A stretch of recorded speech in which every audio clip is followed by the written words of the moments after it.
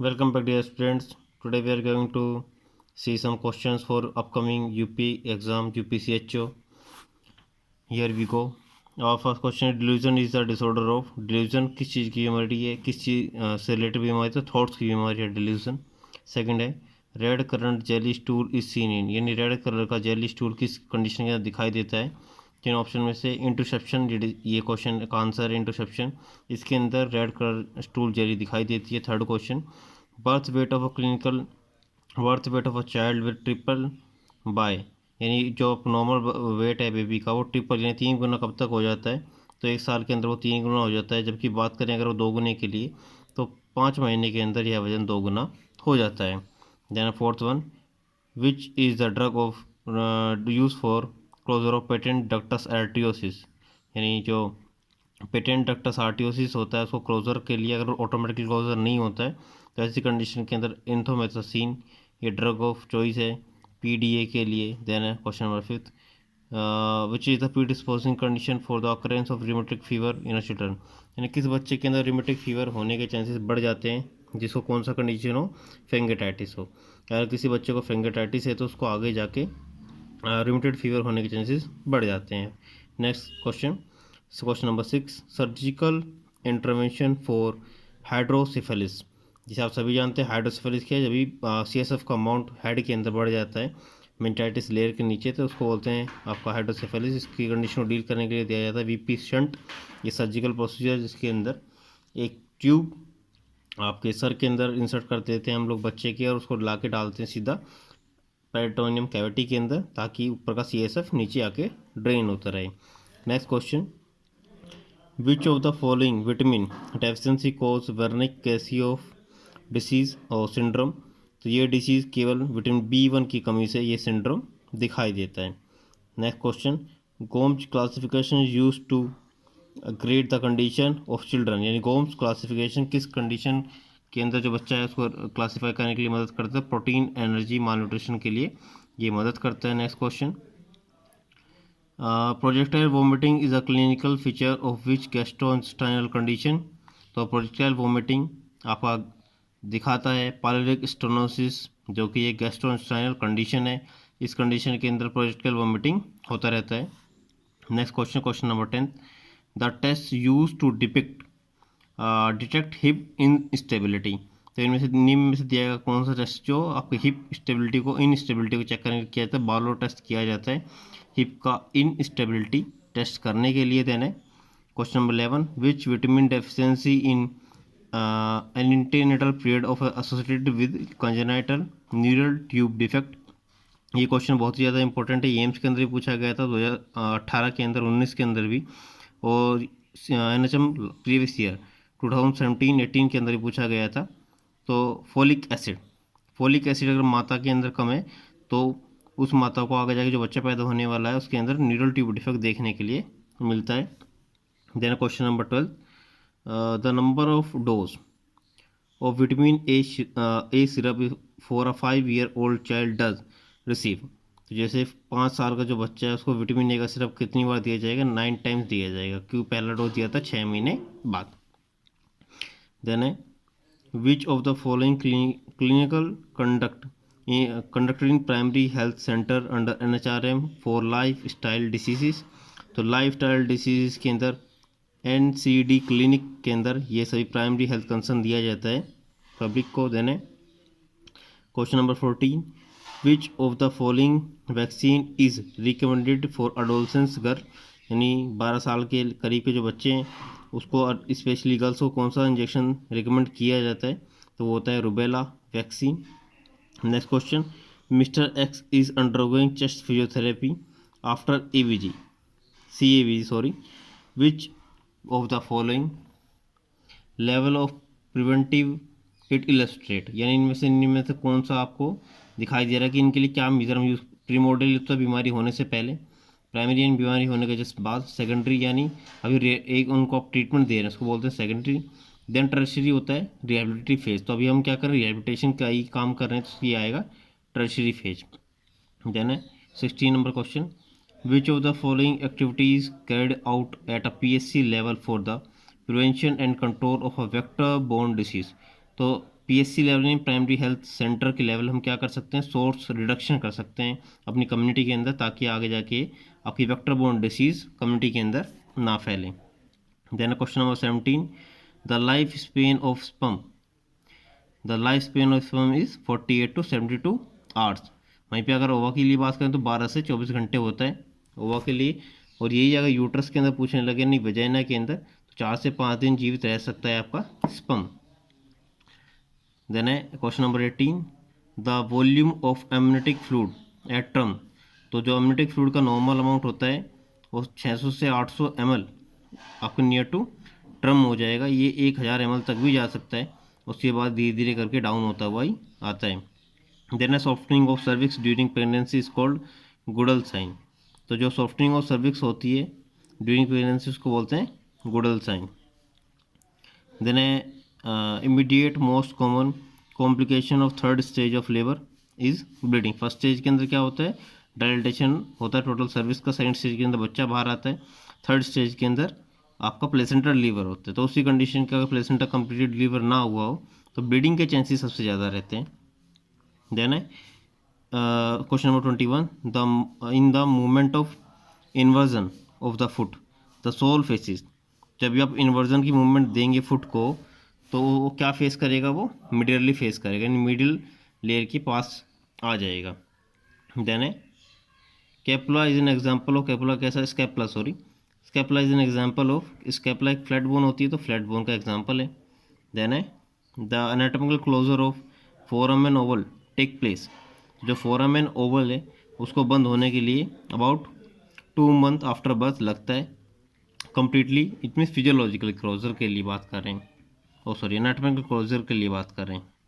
Physiological तो तुरंत से हो जाता है जैसे बच्चा डिलीवर होता है।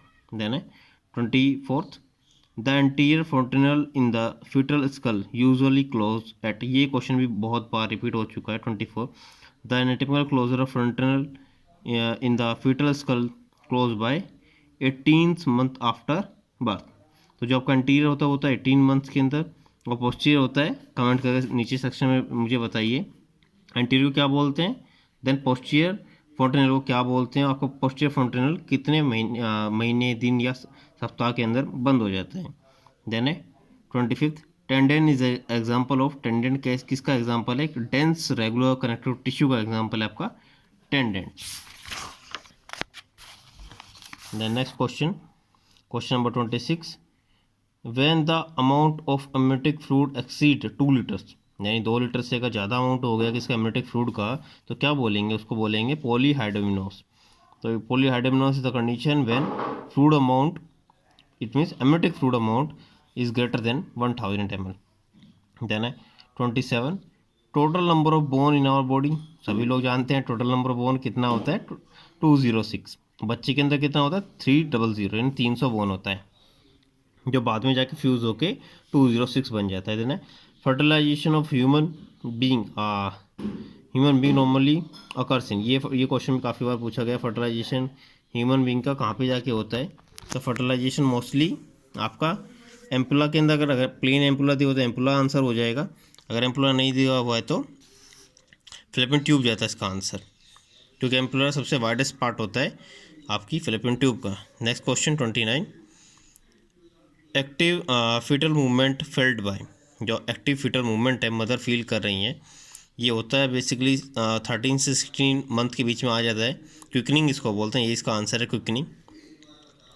Then thickest nerve in our body, thickest nerve हमारी बॉडी के अंदर सियाटिक नर्व होती है, जो सबसे ज़्यादा थिक होती है, sciatic nerve. Next question, question number 31, chromosome of normal human ओआईज 22 होते हैं, ऑटोजोम 1 होता है सेक्स क्रोमोजोम, वही इसका आंसर है। Umbilical cord has the following 2 arteries 1 vein, basically 1 vein और होता है, लेकिन वो लेफ्ट वेन गायब हो जाता है चौथे हफ्ते के अंदर आके। देन है longest vein in the human bodies, longest vein है लॉन्ग स्पेनियस वेन, ये आपका longest vein of human body है। Next question, question number 34, length of spinal cord, सभी लोग जानते हैं 45 centimetre, length of spinal cord 45 centimetre.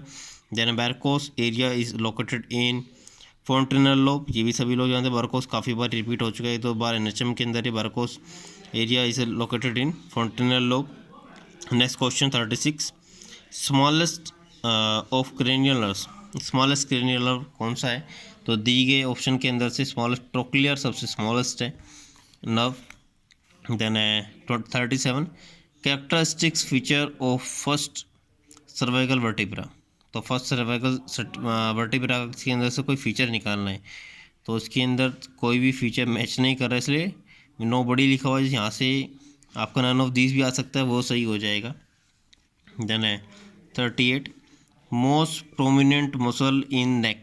तो सबसे ज़्यादा प्रोमिनेंट इन दिखाई देने वाली आपकी मसल कौन सा है?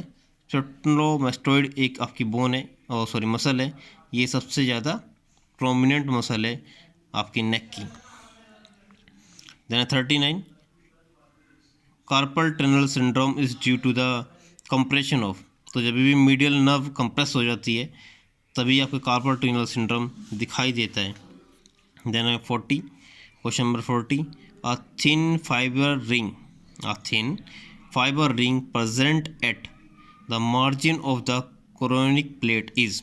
यानी अगर ये आपका टोटल प्लेसेंटा हुआ जो भी उसका थिक मार्जिन सरफेस, यानी मार्जिन की तरफ बहुत पतली पतली पतली पतली एक लेयर बन गई है, तो उसके क्या बोलेंगे? Placenta मार्जिनेटा.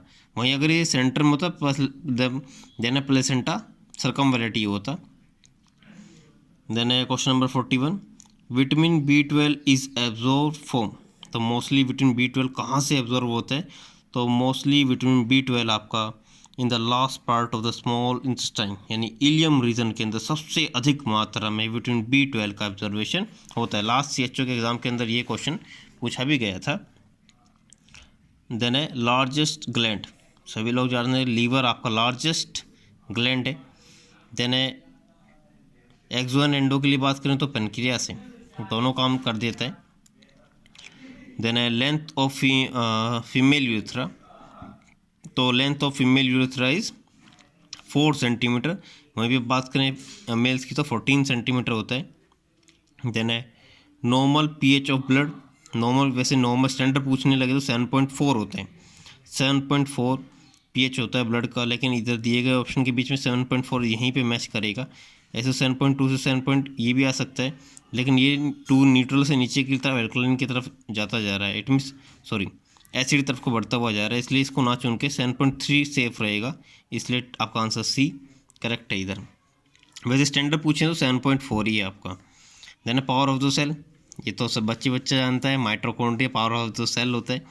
Then life span of RBC. सभी लोगों को मालूम होगा life span of RBC is 120 days. ये अडल्ट के लिए पूछा गया है. अगर ये बच्चे के लिए पूछे तो 80 आ जाएगा. 80 डेज जीता है बच्चे का RBC, अडल्ट का जीता है 120 दिन. देन है क्वेश्चन नंबर 47. पोटेंट वेजोस्प्रिन कौन सा है इसके अंदर से? नॉन एपिनेफ्रिन एक पोटेंट वेजो स्प्रेसर है.